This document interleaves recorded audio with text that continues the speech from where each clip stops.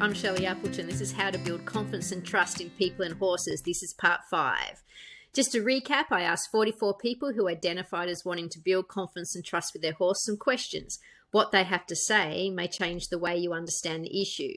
And whilst we can sit around all day and talk about the psychology of fear, confidence and trust, these insights reveal the gaps in the practical things people can do to help tackle the issue.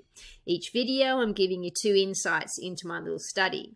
So here are the top 5 issues people describe having with their horse. Okay, number 1, with over 40% of people identifying with this problem, is anxiety and canter. Number 2, getting distracted. Number 3, lazy to the leg. And equal 4th is separation anxiety and spooking. So these issues are all linked to a lack of focus, understanding, motivation, and confidence in the horses. These are all aspects that can be improved with training skills. So what does this teach us? First of all, people need to learn training skills that allow them to know how to improve focus, understanding, motivation to respond, and confidence in horses when they're being ridden. Okay, and what it also identifies is just riding skills alone are not enough to prepare people to deal with common issues they have with their horse. So, second insight, the top 5 causes of confidence issues in people as identified by people. Okay, number 1, in equal first was they identified as having a lack of skill. And equal to that, they lacked a sense of safety. So this was actually a subconscious belief that they identified that they needed to feel in control to feel safe.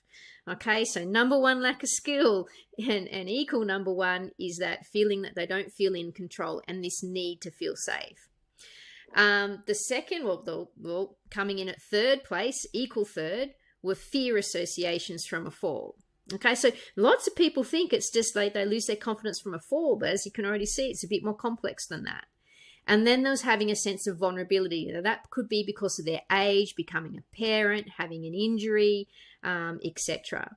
And number 5 was feeling not good enough. Okay, and what this meant is like they actually didn't feel like they were good enough to actually help their horse learn skills, etc. Okay, so what this list shows is that the causes of confidence issues are layered and they're complex. Okay, because as you can see, to say 66.7% of people identified as a lack of skill and having this lack of a sense of safety. Okay, and then also 64% fear association. So they all were selecting multiple causes that they could identify.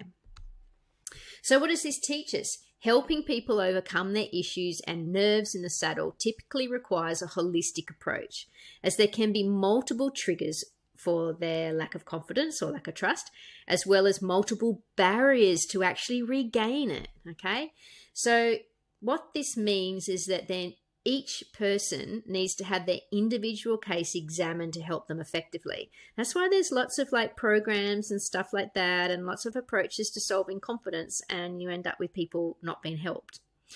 Okay, it also shows us that thinking riders have just lost their confidence or they just need to get over a fall is very ignorant and naive.